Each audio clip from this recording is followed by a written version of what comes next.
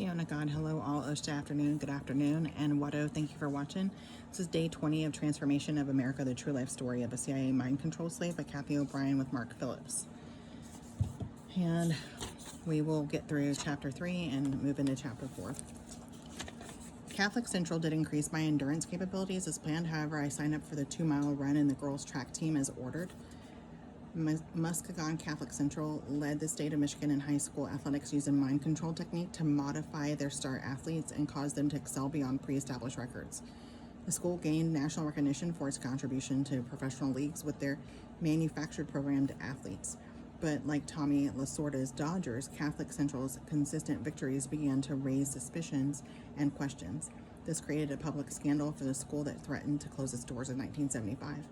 The girls and guys track teams converged after school for practice. I was among the few females singled out for coaching by Coach Cheverini, Cheverini, and his hypnotic mind control methodisms due to my Project Monarch victimization. I was instructed to run 13 miles per day, another corny satanic ploy, to get in shape for my 2-mile race. I often ran with a male friend who was the record holder for the 2-mile and guys track. He and I were friends, sharing much due to our similar Project Monarch victimizations. Together, we learned how to shut out pain and fatigue when we ran. We tranced into a fast pace set in our minds by Coach Cheverini with no comprehension of time or space. We perceived the track as our yellow brick road in accordance with the Oz theme programming, Senator Byrd's plan for building my physical endurance through Catholic Central's coaching methods proved successful for allowing me to survive his intensely torturous sexual perversions. In addition to routine trips to Mackinac Island and Niagara Falls, my family often took camping trips to get away from it all. In reality, I was taken to key places for ritual abuse, prostitution, and pornography. In the fall of 1974, my father announced we were going to go camping back in time to an old-fashioned festival in the small, remote town of Cedar Springs, Michigan for their annual Red Flannel Days celebration. My mother told me to pack my jeans and sweaters and my Catholic school uniform, which she had washed and pressed for the occasion. Cedar Springs was quiet when the festival events, including dilapidated amusement rides set up in small parking lot and contests where local farmers pitted their mules and horses against each other to see who could pull the most weight. The main and only street of town was lined with the few local businesses, including the town's red flannel underwear Long John's factory. In the center of town, a mock single jail cell had been erected to hold any and all parade participants who failed to wear their required red flannel underwear. What? The jail was guarded by quasi-Keystone cops. I was amused when the townsfolk began lining up to march in the parade, with every few remaining to watch it. A mentally retarded man carried the baton to lead the parade, followed by kids on bicycles, hay wagons of old folks, a grade school band, and people walking, all in their red flannel underwear. Okay, we all know nobody, like all these people are not going to be looking good in that. They're going to be showing off stuff, you know what I'm saying? The grand finale of the parade, the town fire truck was approaching, surrounded by numerous motorcycle police. I heard folks whispering, "The president is coming." I assumed they meant the president of the underwear factory. I was wrong. I watched in horror as the fire truck rolled to a stop and Secret Service helped the president, Gerald Ford, as he stepped down to the pavement. My father was excitedly tugging on my arm, half dragging me through the wall of Secret Service agents to talk with President Ford. I looked around nervously as my father made the necessary arrangements with Ford to prostitute me to him later that evening. Vanderjack, who never missed a parade, it seemed, was signing autographs. As he smiled at me, someone roughly grabbed my arm. Nervous and startled, I screamed. The crowd laughed as a Keystone cop threw me in the jail, scolding me for not wearing my red flannel underwear when I was talking to the president. I was trying to be inconspicuous in hopes no one would see me with the likes of Ford. But then they did not know him as I did. The Keystone cop rattled on and on about how lucky I was until my father paid my bail and I was released from the cell. That night, I wore my Catholic uniform as instructed and went into a dissociative trance as my father drove me to the local National Guard armory where I was prostituted to Ford. Ford took me into an empty room, pushed me down on the wooden floor, and he unzipped his pants and said, "Pray on this." Okay. Then he brutally sexually assaulted me. Afterward, my memory was compartmentalized through use of high voltage. I was then carried out to the car where I lay in the back seat, muscles contracted, stunned, and stunned, in pain, and unable to move. When we got back to Muskegon, my father sent me to the beach, as always, to let the repetition of crashing waves against the beach wash my mind free of memory. While I watched the sunset, I was totally locked into the belief that truly there was no place to run, not even to the President of the United States. I remember that the sane part of me, my innate personality, seemed to die after seeing Ford as president. I recall walking up the steps of Catholic Central High School one morning, reaching for the door, good God, and crying uncontrollably. I cried myself into a heap at the top of the stairs.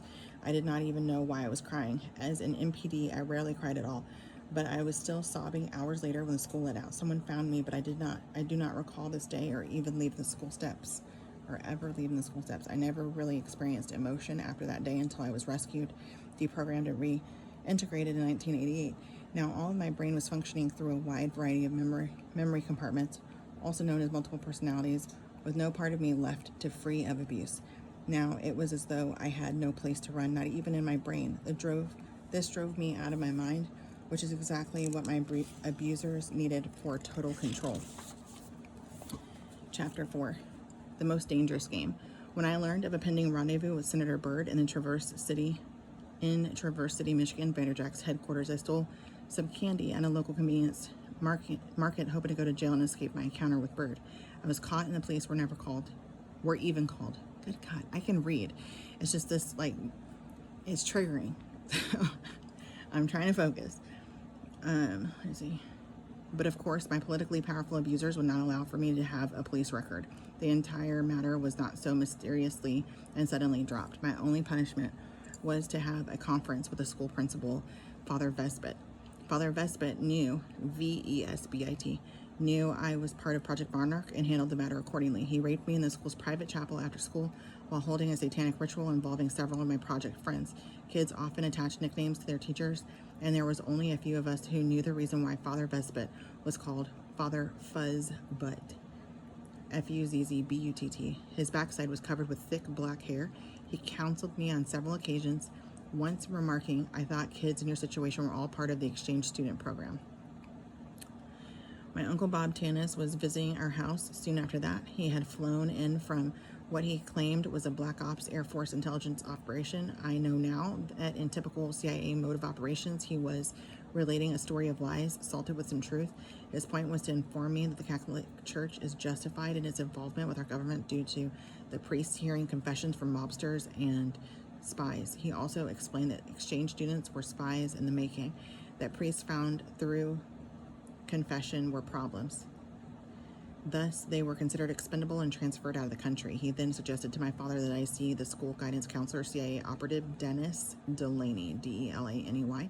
Immediately, my father enthusiastically told me that Delaney was a longtime friend of his from St. Francis who knew how to handle kids like me. Arrangements were made for me to see him after school. Delaney began by informing me that he was aware of everything and that he knew just what I needed to put me back on track. He said that my family needed to take a trip to the Teton Mountains of Wyoming. He even provided maps and information in an envelope for my father. He turned off the lights in his office and turned on a slide projector. He showed me scenes of numerous waterfalls, the Tetons, all of which were to wash my brain of the reality that I was performing oral sex on him as ordered while the slides ran. Then he scheduled a follow-up appointment for further quote-unquote counseling. This trip to the Tetons would provide a change of scenery from the usual Mackinac Niagara Falls trip, but I could no longer hope for a change in the direction life was leading me. I was told my life was predestined, and all I had to do was follow the road stretched out before me, i.e. the Yellow Brick Road. I was destined for Wyoming, but would not know why until I arrived. I confirmed the family trip to the Tetons. When I saw Delaney for my follow-up counseling, he informed me that he had already talked to my father about the trip, and as well as our upcoming trip to Disney World in Florida. I was not surprised to learn of an additional trip, nor did I have the capacity to become excited, suspicious, or apprehensive.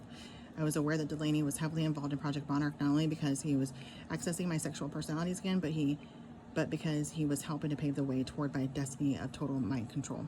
I'll end it here. Until we meet again. Love you, mean it.